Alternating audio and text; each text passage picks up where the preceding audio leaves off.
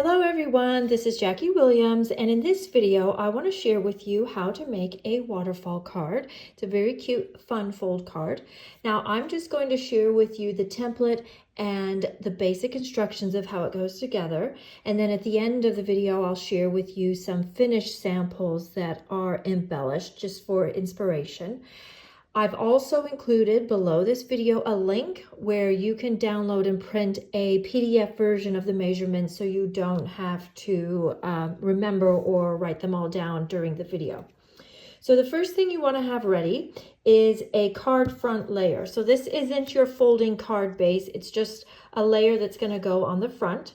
And I have cut mine to 5 1/4 and 3 7/8. So that in this sample is the Starry Sky piece. I've then added a second layer that is just 1/8 of an inch smaller and embossed it, or you could use designer series paper or just use the one layer. That just gives you some options.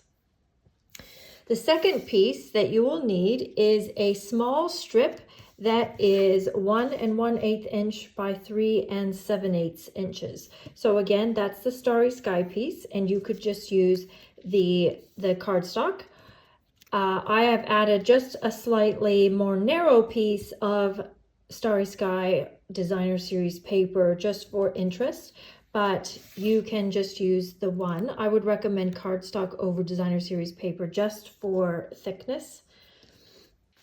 And then the third piece you'll need is actually the moving mechanism. So this is a strip that is 2 inches wide by, 7.5 inches long.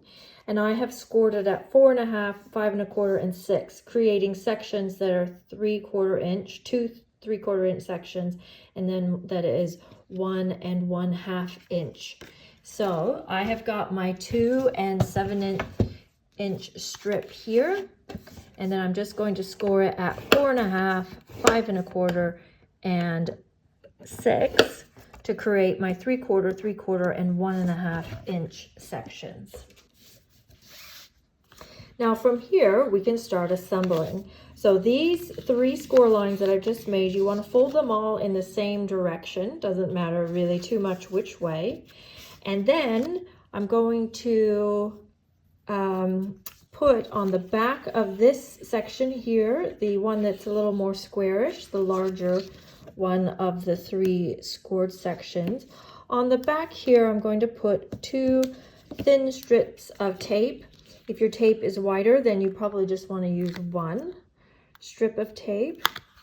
And then from here, I'm going to adhere that to about the middle of this strip of cardstock or cardstock and designer series paper. And then I'm going to fold this at that 3rd score line. So you're going to have a piece that looks like this. So you've got all your score lines on the front. This section is on the front of your little strip across, and then this larger flat section is behind. Now we want to just put that onto our card front, and I like to lay it like this and get it centered up because you might want it more towards the top, more towards the bottom, but just get it kind of how you want it to be. And we don't want to put any adhesive in through here because this here is the piece that's going to move. So we don't want to have any adhesive. Now you could punch 2 holes here and put brads through. I am going to use some small pieces of tape. But whether you use adhesive or brads, you want to just have them here at the ends so there's no interference with this scored piece that is going to ultimately be the one that moves. So we'll just place that about like this. And just for embellishment though, you could use some little metallic dots or matching gems or something and just place those there. Okay. Now then, this is your moving mechanism pretty much done. So now we just need to embellish. So I'm going to show you how the moving pieces go on. I've put, as you can see, a piece of tape at the top of each of those 3 sections, the 2 smaller section and the 1 larger section, just below that score line. Then the fourth piece that you'll need is 3 2¼ inch squares. Now, I will say at this point, though, that all of these measurements are just starting points. This doesn't have to be a square, and it doesn't have to be 2¼ inch. You could make rectangles, you could even use circles, you could make them larger, smaller, you could make all of these different sizes. But I think we'll just start with, you know, these measurements, and then you can adjust it once you get the hang of it. So then these squares, this is the 2¼ inch, and I've chosen to make them a double layer and done a 2 1/8 inch white square on top. So I've taken the tape off of the bottom section and placed a square on there, and then take the next section's tape off, line those up, and put the square on there. And then the same with the last one. And then this is your waterfall mechanism all done. So now we just need to embellish those. And I will add that this is just the card front, so you do need to create a folding piece that this would then sit on. So let me show you some finished ones so you get some more ideas of what you can actually do with this card. So this one was designed by team member Helen Wiggum using the hippo set that we had. And this one actually has 4 sections, whereas the sample I just showed you had 3. And you see that you can add words and things on this pull-out part as well. So this piece, this strip that goes across here, might end up more in the middle, it might end up more at the bottom. It kind of just depends how long this is and how big your squares or, you know, your little sections here end up being. And then this is one that I designed recently for my extravaganza events using the Snowman Magic bundle.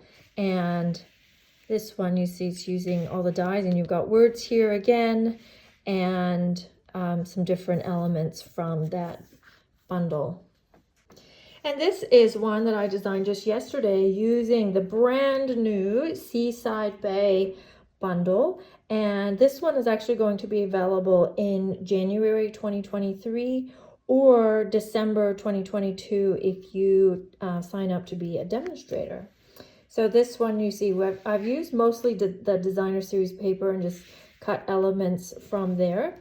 And I've got the little shell here and the words inside there. And we've got these gorgeous flat pearls, so I look forward to using those even more. And then this one is, I wanted to just show you some other options. So this is one that opens actually to the side, so it doesn't have to always be orientated like this.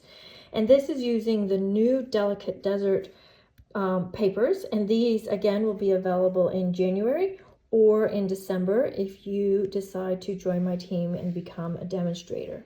So for this one, I've actually written out one of my daughter's names, Sophie, and used the words from the Delicate Desert suite.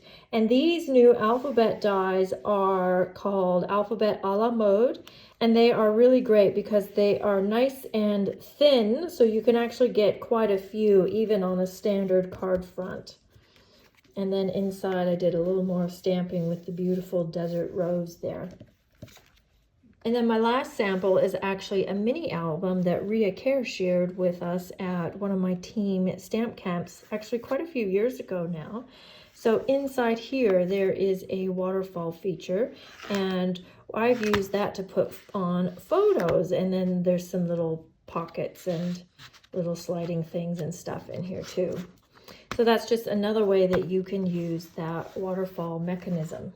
So I hope that helps explain how waterfall cards work, and be sure to download the PDF so that you have that for future reference. And if you have any questions, leave them below. Leave me a comment, share with your friends, and of course, subscribe to my channel, and I will see you next video. Thanks for watching. This is Jackie Williams. Bye-bye.